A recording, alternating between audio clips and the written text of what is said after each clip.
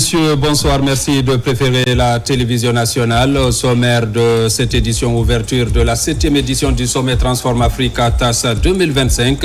Ce sommet sur le numérique est conjointement présidé par son Excellence Mamadi Doumbouya, président de la République de Guinée, et son Excellence Paul Kagame, président de la République du Rwanda. Deux importantes délégations chez le Premier ministre, la délégation de son homologue sierra-léonais et celle du groupe de la Banque mondiale. Le renforcement de la coopération était au centre des discussions. La Cour suprême a délibéré sur la liste définitive des candidats retenus pour l'élection présidentielle. Sur 18 recours sur les 42 cas rejetés, 9 candidats sont retenus sur la liste définitive. C'est tout pour les titres. Une fois encore, bonsoir et bienvenue dans ce journal, une édition dont on ouvre le journal par ces décrets lus par Ibrahima Sori Kamara. Bonsoir Saïdou, bonsoir à tous. Décret D 2025-0217 PRG-SZG portant convocation du corps électoral pour l'élection présidentielle du 20 décembre 2025.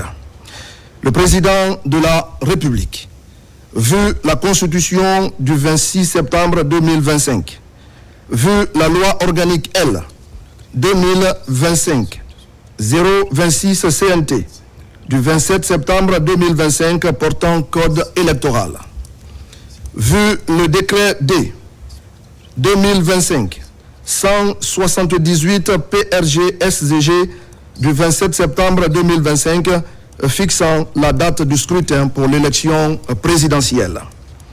Vu l'arrêté numéro 002 CS 2025 de la Cour suprême portant publication de la liste définitive des candidats retenus pour l'élection présidentielle du 28 décembre 2025. Le Conseil des ministres entendu décrète. Article 1er. Le corps électoral guinéen est convoqué le dimanche 28 décembre 2025 pour l'élection du président de la République. Article 2. Les bureaux de vote sont ouverts à 7 h et clos à 18 h. Article 3. Conformément aux dispositions de l'article 79 du Code électoral, le vote se fera à bulletin unique. Article 4. Le ministre de l'Administration du Territoire et de la Décentralisation, le ministre des Affaires étrangères, de l'intégration africaine et des Guinéens établis à l'étranger, le garde des Sceaux, ministre de la Justice et des Droits de l'Homme, le ministre de la Sécurité et de la Protection civile, le ministre de la Défense nationale, le ministre de l'Économie et des Finances, le ministre du Budget et conformément à l'article 341 du Code électoral, la Direction générale des élections DGE et l'Observatoire national autonome de supervision du référendum constitutionnel ONASUR sont chargés, chacun en ce qui le concerne, de l'application du présent décret. Article 5. Le présent décret prend effet à compter de la date de sa signature et sera enregistré et publié au journal officiel de la République. Conakry, le 13 novembre 2025, signé président Mamadi Doumbouya. Dans l'actualité encore, Conakry accueille la 7e édition du sommet Transform Africa TAS 2025. Leur Excellence Mamadi Doumbouya et Paul Kagame co-président l'événement co-organisé par la République de Guinée et l'Alliance Smart Africa, dont le président du Rwanda, son Excellence Paul Kagame, est le président du conseil d'administration. Compte rendu, adjudant-chef Aboukar Kamara. Prévu à Conakry du 12 au 14 novembre 2025, la 7e édition du sommet Transform Africa a été officiellement lancée ce mercredi dans un réceptif hôtelier de la place, co-présidé par leur Excellence Mamadi Doumbouya, président de la République de Guinée, et Paul Kagame, président de la République du Rwanda. La cérémonie d'ouverture a mobilisé plusieurs chefs d'État, des ministres, des investisseurs et des entrepreneurs, entre autres. En prélude à ce lancement officiel, les deux hommes d'État ont tout d'abord eu un tête-à-tête. Par la suite, ils ont procédé à la visite des stands installés à cet effet. Ce grand rendez-vous historique et panafricain, organisé sous la direction de Smart Africa en collaboration avec le ministère des Postes, des Télécommunications et de l'économie numérique, intervient un jour seulement après le lancement officiel de l'exploitation du méga-projet Simandou. Hier, la Guinée lançait le plus grand projet minier d'Afrique. Aujourd'hui, elle accueille le plus grand sommet du continent sur le numérique. Deux événements, deux symboles, un seul message. Notre pays entre dans une nouvelle ère, car notre richesse ne se limite plus à ce que renferme notre sous-sol. Elle se trouve désormais dans les talents, dans les idées et les connexions de nos citoyens. Ce que vous voyez ici à Conakry n'est pas seulement un sommet, c'est l'Afrique qui relie ses points, tisse son réseau de coopération et bâtit son avenir numérique. Le Transform Africa Summit, c'est cela.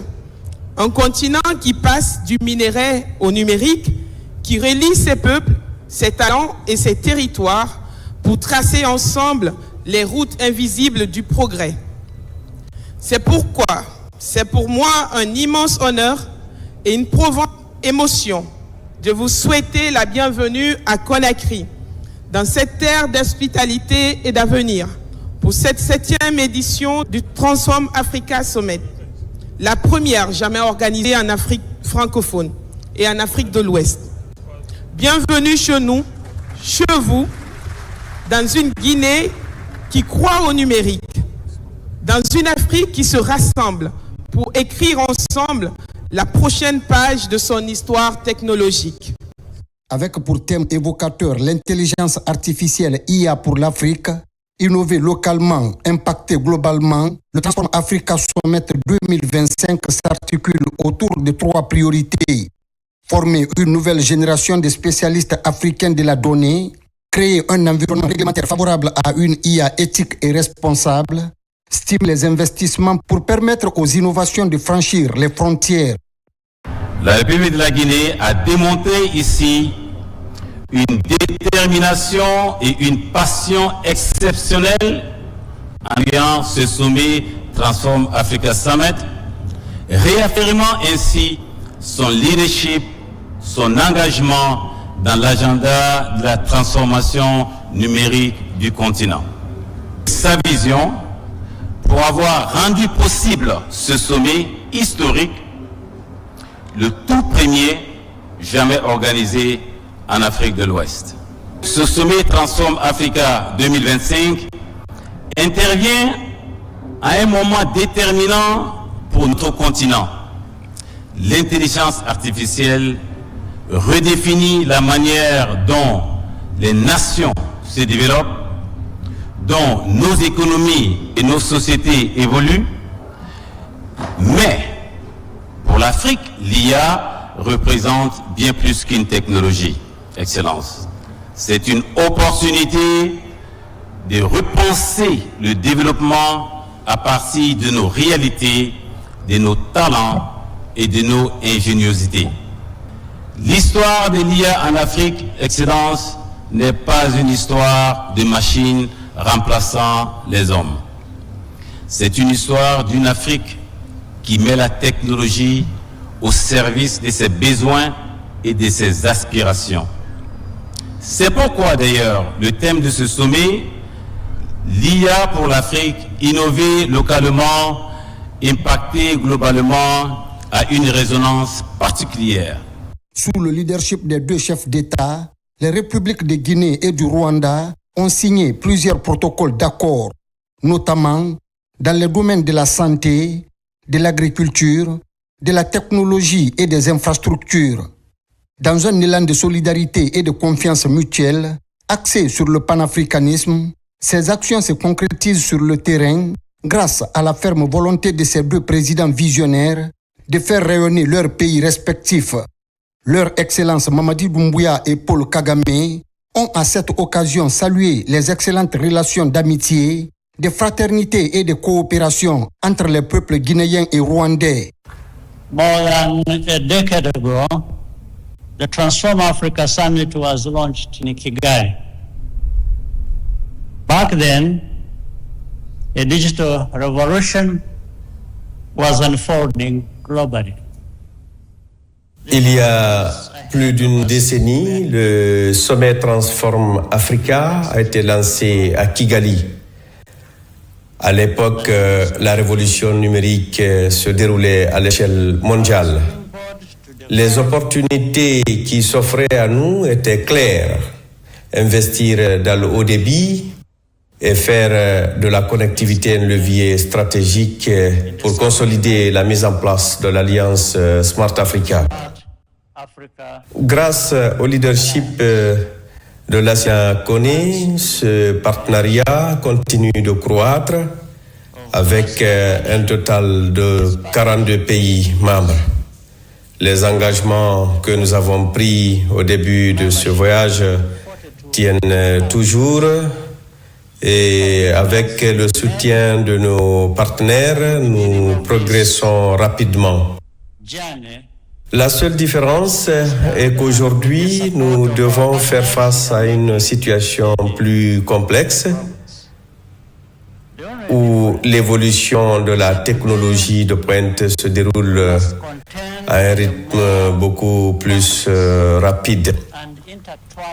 Intelligence artificielle, le thème du sommet de cette année en est un exemple.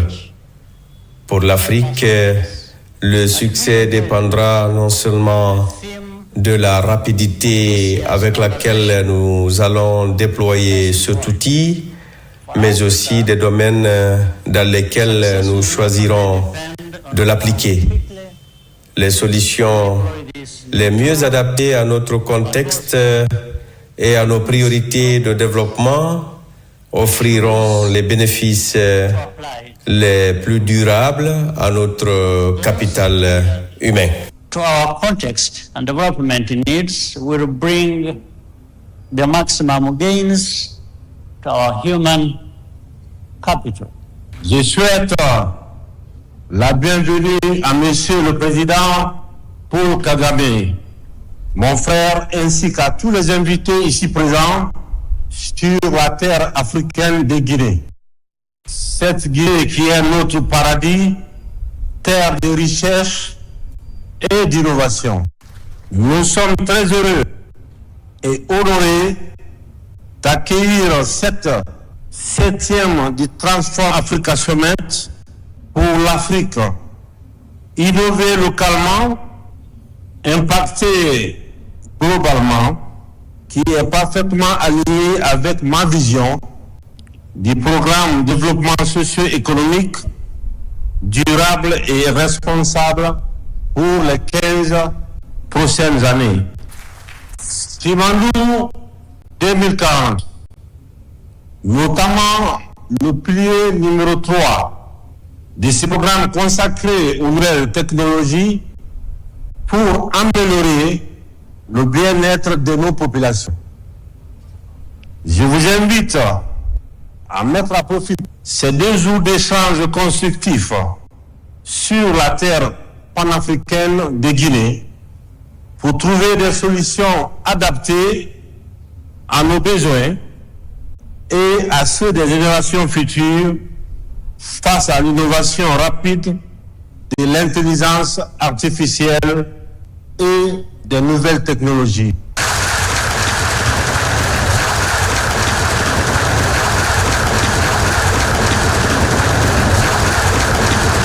La cérémonie d'ouverture de la 7e édition du sommet Transform Africa a également été marquée par l'animation des panels de haut niveau et prestations artistiques, notamment celle de Black M, et par l'interprétation chorale de l'hymne national de la République de Guinée par l'artiste Gelikaba Bintou Kouyaté.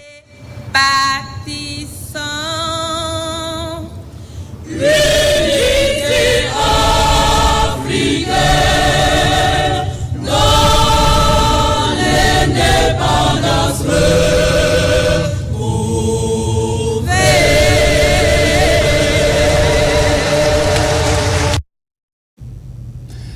La session ordinaire du Conseil des ministres s'est tenue ce jeudi au Palais Mohamed V sous la présidence du chef de l'État Mamadi Doumbouya. Plusieurs sujets ont été abordés. Voici un extrait du compte-rendu lu par le ministre porte-parole du gouvernement, Ousmane Gawal Diallo. Suivez. Conseil des ministres du jeudi 13 novembre 2025. Communication du président de la République, son Excellence Mamadi Doumbouya. Le président de la République a ouvert la séance en souhaitant la bienvenue à l'ensemble des membres du gouvernement, rappelant que ce Conseil des ministres ordinaire avait pour unique point à l'ordre du jour l'examen du projet de décret portant convocation du corps électoral conformément à l'article 47 de la Constitution du 26 septembre 2025. Avant d'aborder ce point, le chef de l'État a tenu à exprimer sa profonde gratitude envers les chefs d'État qui ont honoré la Guinée de leur présence lors de la cérémonie de lancement de l'exploitation du méga-projet Simandou. Son Excellence, M. Paul Kagame, président de la République du Rwanda, Son Excellence, M. Brice Clotaire Oligui Nguema, président de la République gabonaise. Il a également remercié les premiers ministres, les ministres africains ainsi que le vice-premier ministre de la République populaire de Chine pour leur participation. Le président de la République a par ailleurs adressé ses remerciements aux délégations venues des pays amis de la Guinée, notamment la Côte d'Ivoire, le Sénégal, le Congo, la Sierra Leone, le Bénin, le Ghana, la Gambie, la Mauritanie, le Zimbabwe, la République démocratique du Congo, ainsi que les partenaires techniques et financiers ayant pris part à cette étape historique.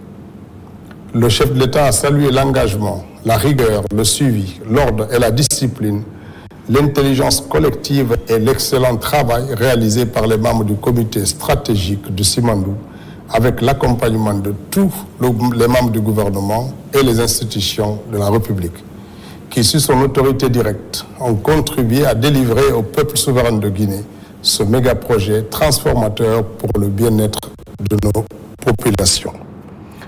Il a également félicité le ministre des Postes, des Télécommunications et de l'économie numérique pour l'organisation réussie à Conakry de la 7e édition du Transform Africa Summit, en ligne avec sa vision de développement socio-économique durable et responsable Simandou 2040. Notamment pilier numéro 3 qui fait du numérique et des technologies un levier stratégique de développement de notre pays. Le président de la République a rappelé que la Cour suprême de Guinée a publié la veille la liste définitive des candidats à l'élection présidentielle prévue le 28 décembre 2025. Conformément à l'article 47 de la Constitution, un décret en Conseil des ministres doit être pris pour la convocation du corps électoral. C'est ce qui justifie la tenue de la présente session ordinaire en un seul sujet à l'ordre du jour. Le chef de l'État a indiqué qu'il signerait le décret de convocation du corps électoral ce jour même. Le président de la République a demandé à l'ensemble des membres du gouvernement de forcer le suivi, la rigueur et la continuité du service public dans leurs départements respectifs afin d'assurer la livraison de tous les projets dans les délais prévus cette année. Le président de la République, son Excellence Mamadi Doumbouya, Conakry, le 13 novembre 2025. Le Conseil des ministres. Simandou 2040, le chef de l'État a lancé officiellement l'exploitation du minerai de fer du Simandou. La Guinée s'engage ainsi résolument sur la voie d'une souveraineté économique pleinement assumée. Ceux qui doutaient encore de la concrétisation de ce méga-projet, fort de ces 4 milliards de tonnes de réserves de minerai de fer, n'ont désormais plus de raison d'hésiter. Au-delà de son importance minière, le projet Simandou intègre la construction d'infrastructures colossales qui transformeront durablement le pays en reliant les régions, les grandes villes et même certains pays de la sous-région. Oumar Bari nous plonge dans les caractéristiques majeures de ce projet historique. Suivez. Sous le leadership visionnaire de son Excellence, le président Mamadi Doumbouya, la Guinée vient de franchir un cap historique. Le démarrage effectif de l'exploitation du gisement de fer de Simandou, longtemps perçu comme un mirage inaccessible. Ce projet, que d'aucuns qualifiaient d'utopie minière, devient aujourd'hui une réalité nationale, ouvrant ainsi la voie à une transformation structurelle de l'économie guinéenne. Simandou, c'est bien plus qu'un gisement de fer. C'est un symbole de résilience, de leadership et de vision stratégique.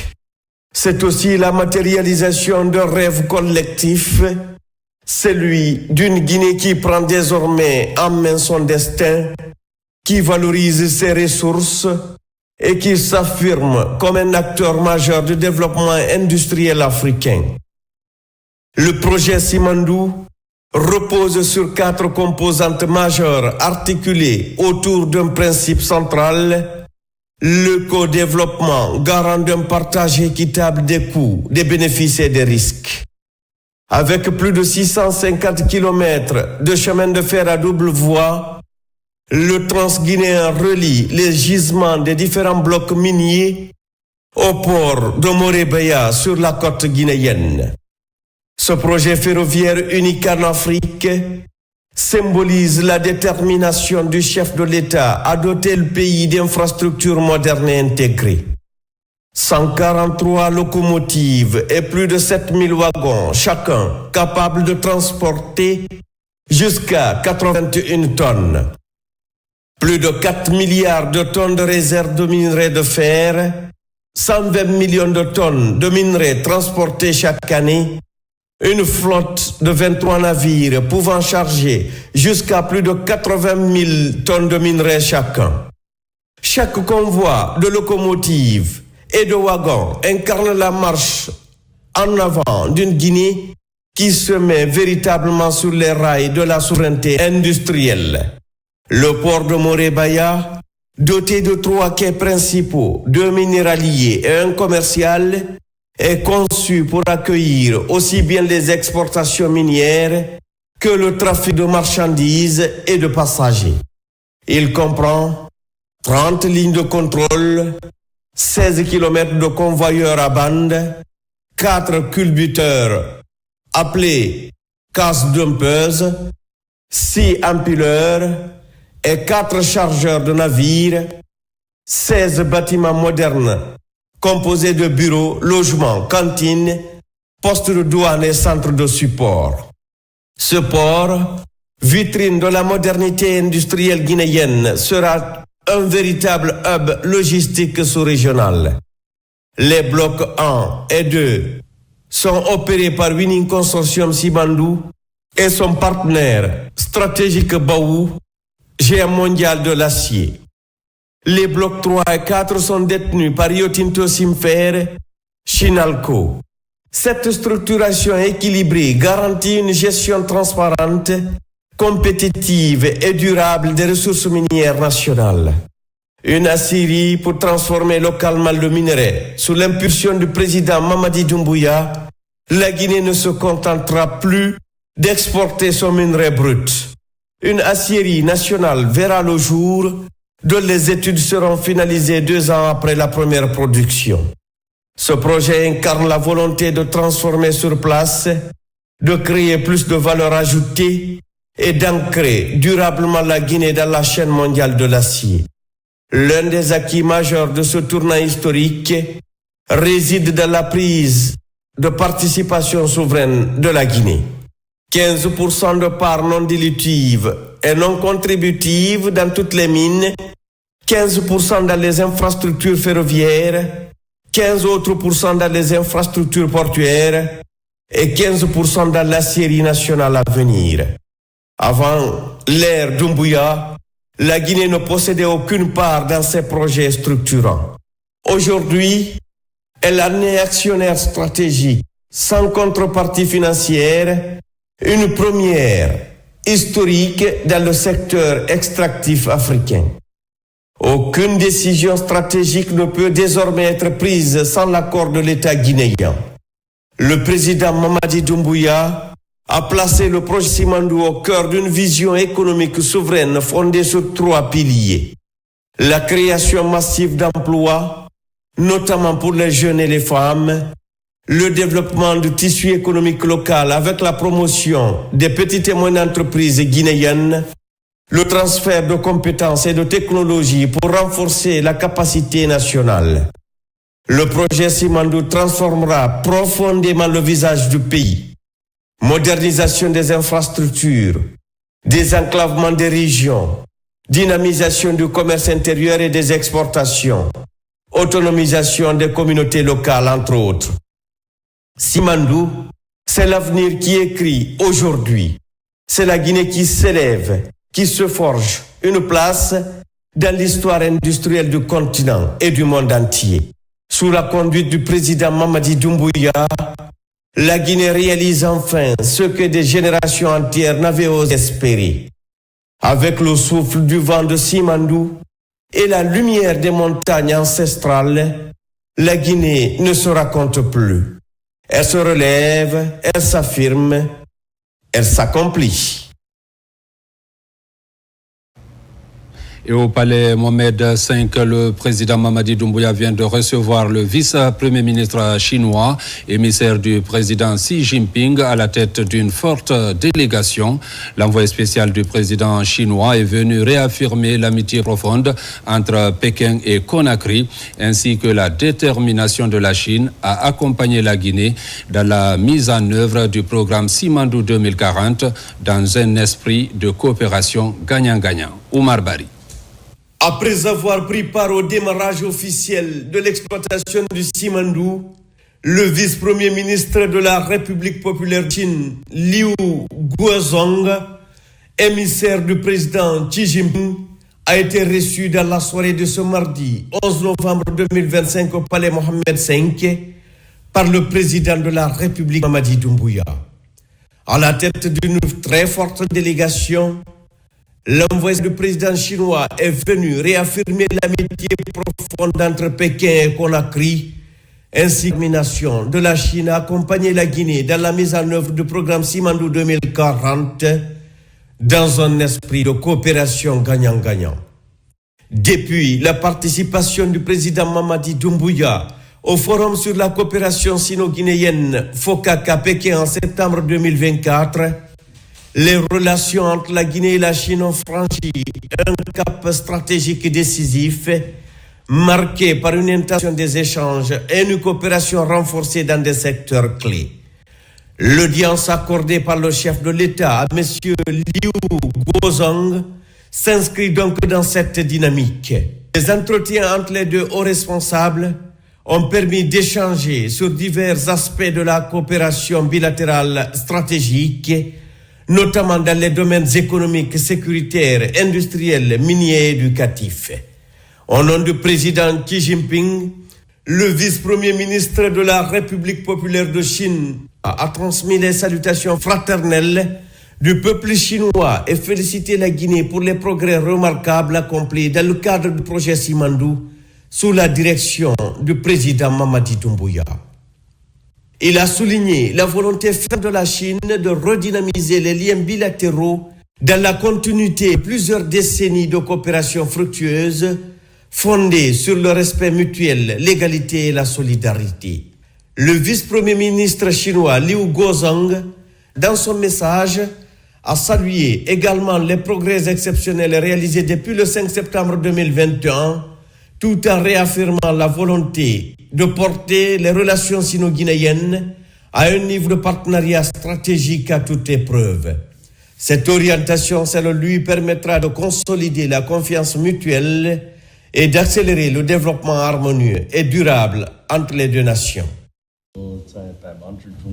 Merci d'être reçu, Excellence, Monsieur le Président, malgré votre emploi du temps très chargé. Je tiens tout d'abord à vous transmettre les salutations cordiales du président Xi Jinping à vous-même. Votre lettre et, je cite, son message oral. C'est un grand plaisir pour moi de recevoir votre lettre, Excellence, Monsieur le Président, et d'avoir appris le lancement de l'exploitation du mine de fer Simandou. Je cherche Monsieur Liu Guozhong, membre du bureau politique du comité central du Parti communiste chinois et vice-premier ministre du Conseil des affaires d'État, a participé à la cérémonie en tant que mon représentant spécial. Grâce aux efforts conjoints des peuples chinois et guinéens et des différentes parties, ce méga-projet intégré a été réalisé avec efficacité dans un délai rapide.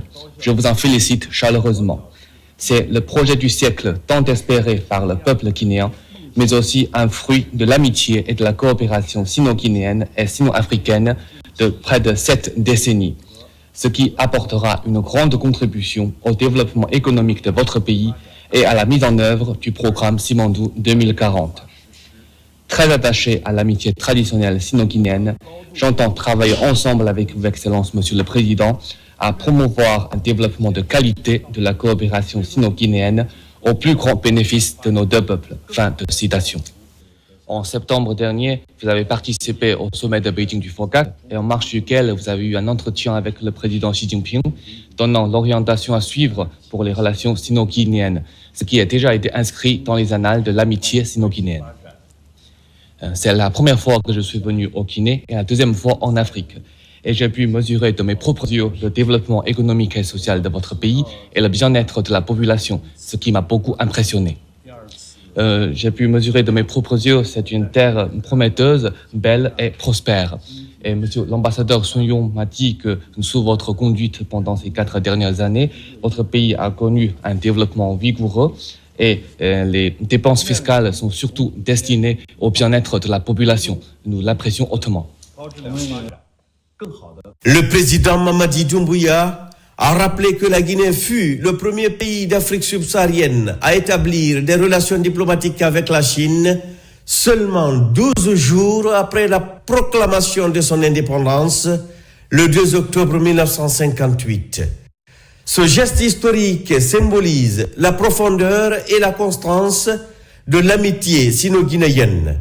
Le chef de l'État a salué l'appui constant de la Chine dans la mise en œuvre des projets structurants pour la Guinée, notamment à travers le projet Simandou, la construction d'infrastructures, la coopération énergétique et technologique ainsi que le soutien à la formation et à la recherche. Le président Mamadi Doumbouya a réitéré son engagement à poursuivre le renforcement de la coopération pragmatique avec la Chine et à ouvrir de nouvelles opportunités pour le développement des deux peuples. Il a également transmis les salutations du peuple souverain de Guinée aux autorités et au peuple chinois, tout en souhaitant bon retour à la délégation conduite par le vice-premier ministre Liu Guozong. Le ministre des Affaires étrangères, de l'intégration africaine et des Guinéens établis à l'étranger, Dr Morissanda Kouyaté, a mis en exergue les avancées remarquables de la diplomatie guinéenne, devenue plus dynamique et proactive sous l'impulsion du président de la République, Mamadi Doumbouya, ainsi que le renforcement continu des relations bilatérales avec les partenaires de la Guinée. La lettre du président Xi Jinping a été lue devant le chef de l'État, le président Doumbouya.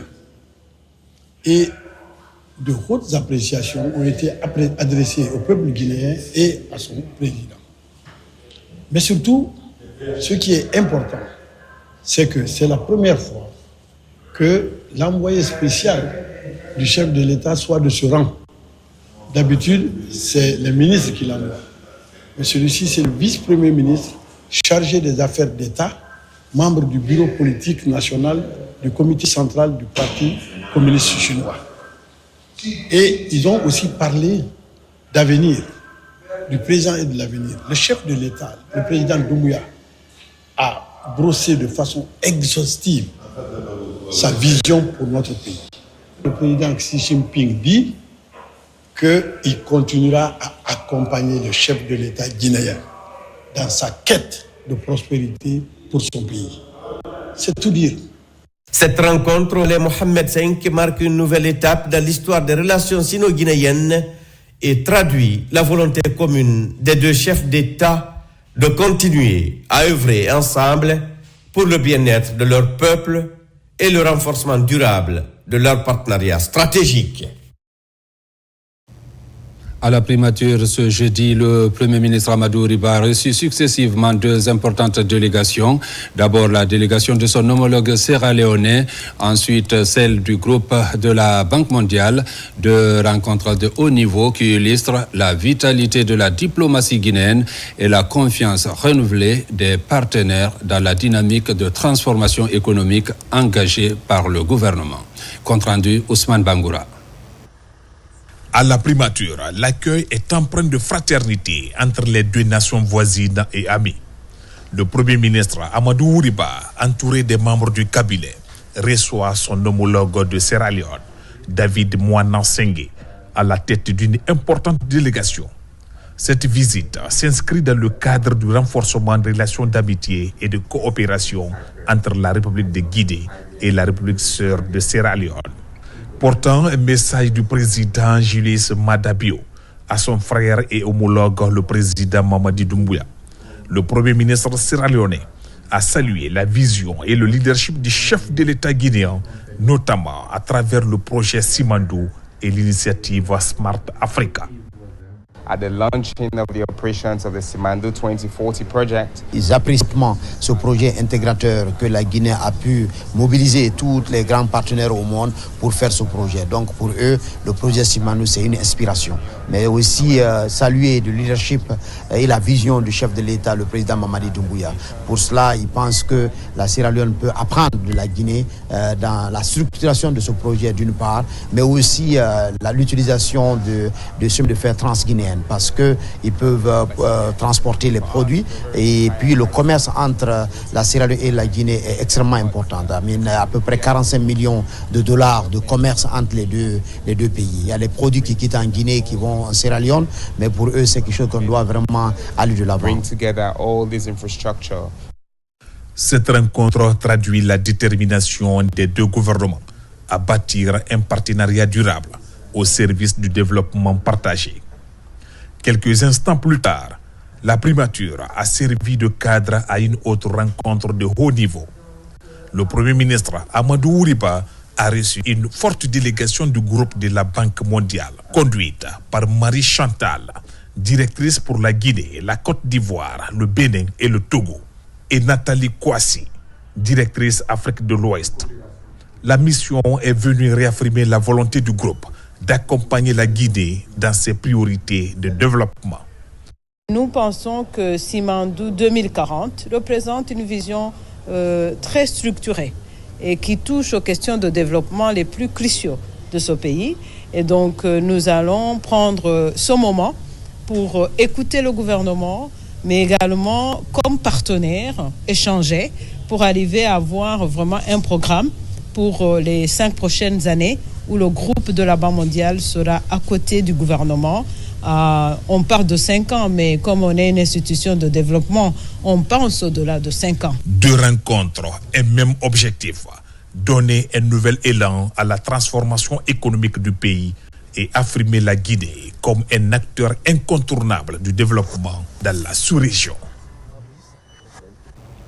À la primature, toujours, le chef du gouvernement a reçu une délégation de la Fédération nationale de la pêche en Guinée, conduite par son président Sori Doumbouya. Cette rencontre a porté sur la contribution du secteur de la pêche à la consolidation de la cohésion sociale, notamment à l'approche de l'élection présidentielle prévue le 28 décembre prochain. Reportage Ousmane Bangoura.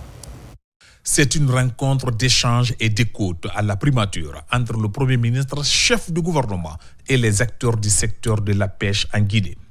Conduits par leur président, Sori Doumbouya, les membres de la Fédération nationale de la pêche sont venus partager leur engagement à promouvoir la paix et la cohésion sociale dans un contexte marqué par les préparatifs de l'élection présidentielle du 28 septembre prochain. C'est des personnes qui veulent se mettre à la disposition du directoire pour aller sensibiliser la population à la base. Nous allons se déployer même sur les îles, aller voir la population à la base pour les expliquer le pourquoi voter pour notre candidat Mamadi Doumbouya parce que c'est le candidat de la PES. C'est pourquoi nous sommes venus vraiment en première position. Parce que depuis qu'il est là, les cadres qu'il a déployés au niveau de la PES, nous avons vu, c'est la crème.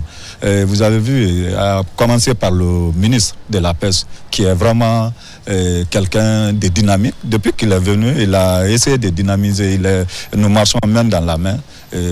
Ça nous prouve que si Mamadi est élu, la PES sera un secteur vraiment développé dans notre pays. En réponse, le Premier ministre a salué l'esprit républicain et le sens de responsabilité des acteurs de la pêche. Il a réitéré l'engagement du gouvernement à soutenir les initiatives visant à renforcer la paix et à encourager un climat électoral apaisé sur l'ensemble du territoire. La participation est très importante. Donc que personne ne dise qu'il va l'emporter sans pour autant mobiliser l'ensemble des électeurs pour qu'ils aillent voter. C'est très important que tous les électeurs aillent voter parce que c'est ça qui confortera la légitimité du candidat Mamadi Doumbouya dès qu'il sera élu. Nous comptons sur vous. Nous avons au niveau du directeur national le pôle mobilisation. L'un des responsables est en face de nous, c'est Keleti Doumbouya. Nous avons également M. Bérété, surnommé Apache. M. Doumbouya, vous vous mettrez en relation avec M. Keleti Doumbouya et M. Apache pour que votre confédération soit bel et bien enregistrée dans la dynamique de la campagne nationale qui va être organisée. Une rencontre placée sous le signe du dialogue et de la responsabilité citoyenne où les acteurs du secteur halieutique réaffirment leur volonté de contribuer à la stabilité du pays et à la réussite du processus électoral en cours. Je vous l'annonçais aussi dans les titres, la Cour suprême a délibéré sur la liste définitive des candidats retenus pour l'élection présidentielle prochaine en son audience du mercredi 12 novembre 2025, ce à l'expiration du délai de 72 heures après publication de la liste provisoire. Les juges de la plus haute juridiction du pays ont examiné 18 recours cas par cas sur les 42 candidatures rejetées, ce qui a abouti à la publication de la liste définitive comportant 9 candidats. Cette décision de la Cour suprême met fin à une autre étape cruciale dans les préparatifs du scrutin présidentiel à 45 jours de la date du 28 décembre 2025. Reportage Amadou Touré, Seydou Bassila. À la suite de la publication des résultats provisoires et conformément à l'expiration du délai de 72 heures, temps de recours prévu par la loi électorale en République de Guinée, la Cour suprême a tenu cette audience ce mercredi 12 novembre 2025. Elle porte sur la délibération sur la liste définitive des candidats retenus pour l'élection présidentielle du 28 décembre 2025. À cette occasion, le ministère public représenté par le procureur général a rappelé. Sur la recevabilité, vous tiendrez compte du délai de 72 heures imparti par la loi. Que par ailleurs, sur le fond des recours, vous tiendrez compte de l'énumération des pièces faites notamment à l'article 129 du Code électoral. Quand cela, lorsque le rejet repose sur une non-conformité substantielle, âge, nationalité, défaut de caution, fausse déclaration, non-production de la copie authentique de la déclaration écrite sous l'honneur de ses biens, non-production de la fiche d'identification, la Cour doit confirmer la décision de rejet. Que sur le respect de l'égalité de traitement, la Cour doit veiller à ce que tous les candidats soient traités sur les mêmes critères de recevabilité. Qu'aucune faveur ni rigueur particulière ne doit être accordée à un candidat. Sur les 42 candidatures jugées irrecevables, 18 candidats ont saisi la Cour suprême pour des recours suivant la loi électorale. Et à l'expiration des 72 heures qui ont suivi la délibération, la Cour, après examen au cas par cas des différents recours formulés, déclare. Statuant publiquement en matière électorale. Article 1er. Toutes les requêtes des partis politiques et des candidats indépendants introduites en contestation de l'arrêt numéro 001 du 8 novembre 2025 de la Cour suprême sont rejetées comme non fondées. Article 2. La liste définitive des candidats admis à se présenter à l'élection présidentielle du 28 décembre 2025 est arrêtée et publiée suivant l'ordre de dépôt des candidatures comme suit. 1. Monsieur Abdoulaye Diéro Baldé. 2. Madame Makale Kamara. 3. Monsieur Ibrahima Abessila. 4. Monsieur Faya Lansana Milimono. 5. Monsieur Abdoulaye Kourouma. 6. Monsieur Mohamed Nabé. 7. El Haj Bouna Keita. 8. Monsieur Mamadi Doumbouya. Et 9. Monsieur Mohamed Chérif Tonkara. Cette décision de la plus haute juridiction du pays vient mettre fin à cette autre étape dans les préparatifs du scrutin présidentiel du 28 décembre 2025. Formation et entrepreneuriat aussi dans ce journal. Nous recevons sur ce plateau Monsieur Gilles Dugard, directeur général du CIFOP. Monsieur Gilles, bonsoir. Bonsoir, madame. Et vous êtes à la tête du CIFOP, Centre international de formation professionnelle et entrepreneuriat. Peut-on savoir ce autour duquel s'articulent les activités de votre structure? Merci beaucoup. Tout d'abord, je vous remercie chaleureusement de m'accueillir ce soir à la RTG pour ce journal et une heure de grande écoute. C'est un honneur pour moi personnellement et pour le CIFOP que je représente.